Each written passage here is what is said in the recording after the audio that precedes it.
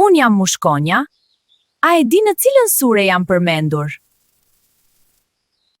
Unë, si një prej insekteve më të vogla, jam përmendur në suren më të gjatë.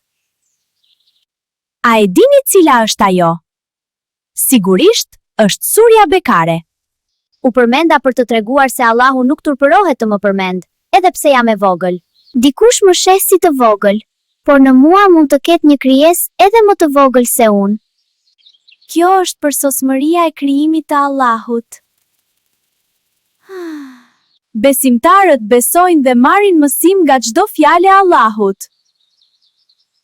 Ndërsa jo besimtarët thonë, çfarë deshi të thotë Zoti me këtë? Ata mohojnë nga mendje madhësia dhe kryeneqësia e tyre. Bëhu besimtar i zgjuar, merr mësim nga çdo fjalë e Zotit tënd. Diçka që të tjerët e shohin si të vogël dhe të parëndësishme, mund të ketë vlerë shumë të madhe. Mos e nënvlerëso asgjë që Allahu ka krijuar, qoftë edhe sa një mushkonjë. Sepse edhe në krijimin më të vogël fshihet madhështia e tij dhe urtësia e tij e pafund.